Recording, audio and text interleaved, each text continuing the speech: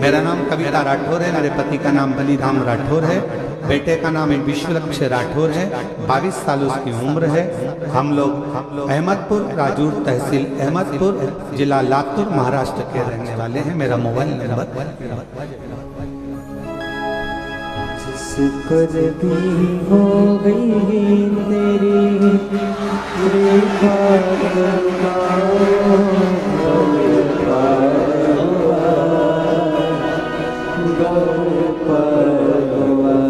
बढ़िया है। हो चाहे जितना उसका भी बाबा उद्धार हुआ।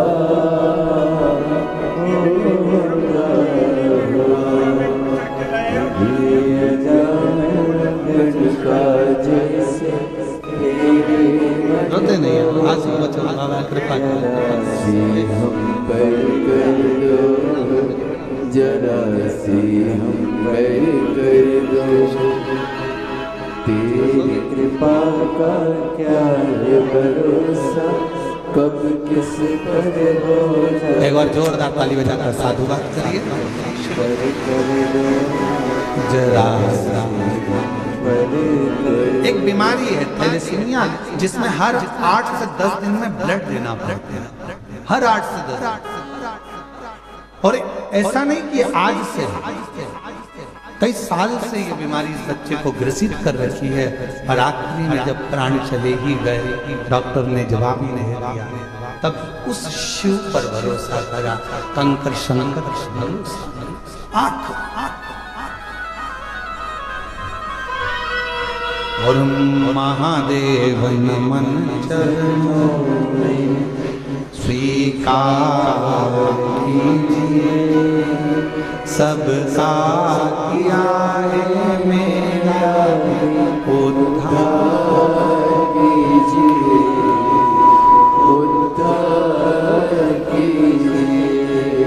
हे त्रिपुंडधारी, हे त्रिशूलधारी, हे त्रिपुंडधारी, हे त्रिशूलधारी।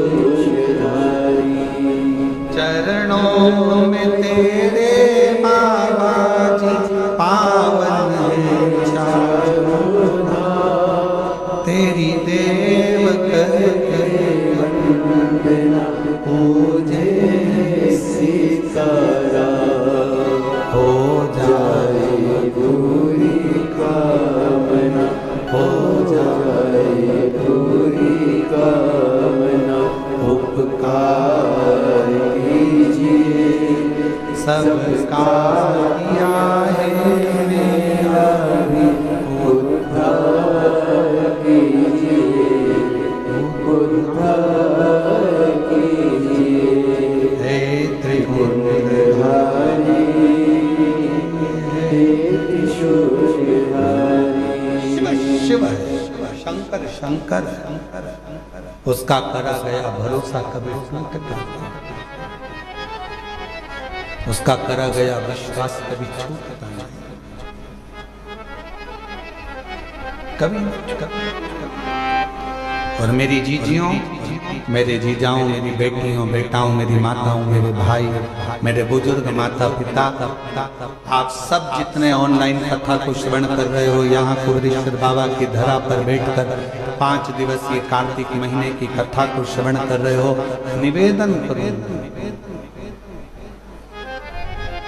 संसार वालों पर भरोसा करोगे तो एक दिन टूट जाएगा, पर कुबेरेश्वर बाबा पर भरोसा करा तो कभी टूटने वाला नहीं है। वो निभा स्वीकार है, और उसने स्वीकार किया, जीवन सार्थक उसने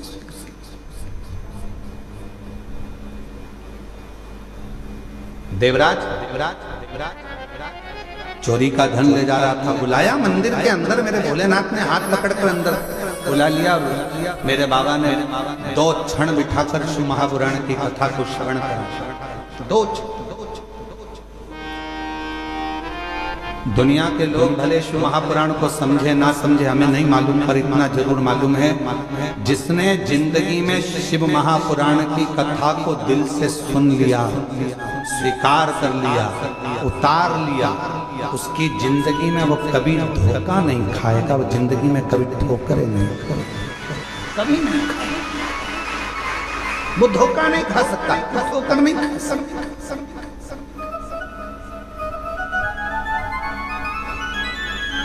भगवान शंकर पर जो जो सामग्री हम समर्पित करते हैं, शिव जी को बेलपत्र चढ़ाई वो भी औषधि है, शिव जी को जल चढ़ाया वो भी औषधि है, शिव जी पर धतूरा चढ़ाया वो भी औषधि है, शंकर भगवान पर शमी पत्र चढ़ाया वो भी औषधि है, शिव जी पर भस्म चढ़ाई वो भी औषधि है, शिव जी को जल समर्पित कर रहे हैं, दूध समर्पित कर रहे हैं, शहद समर्पित कर रहे हैं, हम भगवान शंकर को जो सामग्री समर्पित कर रहे हैं वो संपूर्ण औषधि का कार्य ही कर रहे हैं, संपूर्ण औषधि।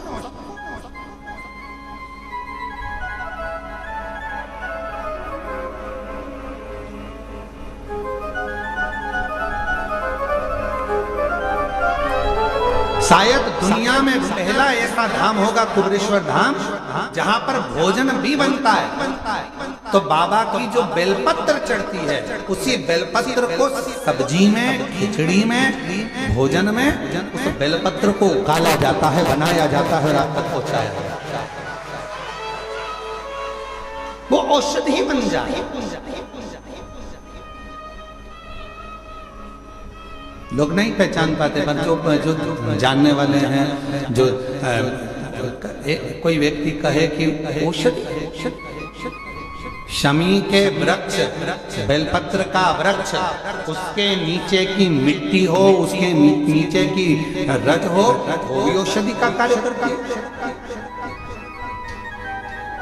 जब किसी व्यक्ति को यूरिन से जुड़ी हुई प्रॉब्लम हो जाती है, उसको जब यूरिन से जुड़ा हुआ बहुत बड़ा रोग उत्पन्न हो जाता है, यूरिन नहीं आती है या यूरिन रुक जाती है या यूरिन उसकी निकलती ही नहीं, बाथरूम आती ही नहीं, उसको बहुत रुक रुक कर आती है या बाथरूम पूर्ण तरह से नहीं आती, तो उसको करा कह जाता है, उसको जाओ शमी का वृक्ष, शमी के वृक्ष की नीचे की मिट्टी लाओ, शमी के वृक्ष की पत्ती लाओ, बाबा देवाधिदेव महादेव का अवधूतेश्वर नाम लेकर उसको अच्छा मिट्टी के साथ शमी की पत्ती को मल लो, थोड़ा गीला कर कर नाभि के नीचे उसको लगा लो, 5 मिनट के अंदर अच्छे से कितनी भी यूरिन रुक रही हो पर यूरिन निकलना प्रारंभ हो जाता है। उसको किसी चीज की जरूरत नहीं पड़ती, 5 मिनट लगता है बस, और 5 मिनट में यूरिन आना प्रारंभ हो जाता है।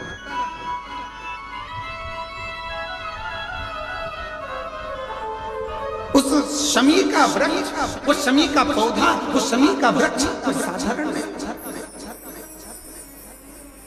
कहने वाले कह दिया शमी का पौधा यहाँ मत लगाना, शमी का पौधा वहां मत लगाना, शमी का पौधा, बेलपत्री का पौधा यहाँ मत लगाना, बेलपत्री का पौधा वहां मत लगाना, बेलपत्र को यहाँ मत लगाना। अरे भाई, शमी का पौधा अगर तुम्हारे घर के अंदर है, शमी का छोटा सा पौधा यदि तुम्हारे घर के आंगन में है, शमी का छोटा सा पौधा या बेलपत्र का छोटा सा पौधा तुम्हारे यहाँ है, तुम्हारा घर का वास्तु दोष कितना भी बेकार हो, शमी का पौधा और बेलपत्र का पौधा सारे वास्तु को अच्छा कर देता है। एक शमी का पौधा, एक बेलपत्र का पौधा हमें सुख प्रदान कर देता है।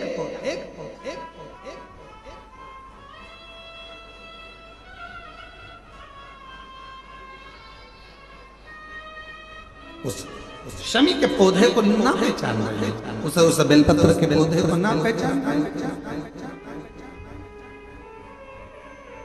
पर एक निवेदन आपसे और है, अगर तुम्हारे गांव में, तुम्हारे नगर में, तुम्हारे शहर में, तुम्हारी कॉलोनी में, तुम्हारी सोसाइटी में शमी का पौधा हो, बेलपत्र का पौधा हो, बड़ का पौधा हो, पीपल का पौधा हो, चाहे आंवले का पौधा हो, किसी भी पौधे में आप कोई भी, जैसे दही चढ़ा देते हो, दूध चढ़ा देते हो, या कोई ऐसा इत्र चढ़ा देते हो, निवेदन है आप अपने आसपास के बड़े बड़े पौधे में ये कोई भी चीज ना चढ़ाएं। कोई महाराज कितना भी बता खाए, पर उस पौधे के अंदर आप केवल जल चढ़ाएं, केवल जल। आप उसमें ना दूध चढ़ाएं ना दही चढ़ाएं। क्यों? क्योंकि पौधे में जब दही जाता है तो दही जाने के कारण, इत्र जाने के कारण, तेल जाने के कारण, कोई सामग्री जाने के कारण वो बड़े से बड़ा पौधा सूखने लगता है। हमारा करबद्ध निवेदन है आपसे, उस पौधे में जब भी बेलपत्र का पूजन करने जाओ, ना दूध चढ़ाना ना दही चढ़ाना, केवल जल चढ़ाना। आप बड़ के पेड़ की पूजन करने जाओ, केवल जल चढ़ाइए। आप आंवले की पूजन करने जाओ, केवल जल चढ़ाइए। आप शमी के पेड़ की पूजन करने जाओ, केवल जल चढ़ाइए। जल के सिवाय उसके नीचे ना दूध चढ़ाइए ना दही चढ़ाइए, ना उसमें इत्र चढ़ाइए, ना तेल चढ़ाइए, ना कोई सामग्री चढ़ाइए। उसके नीचे केवल जल चढ़ाओ। क्यों? क्योंकि शमी ने स्वयं मंदार से कहा है, हे मंदार, शमी ने मंदार से कहा है, हे मंदार, जब कोई एक जल का पात्र लेकर हम पंच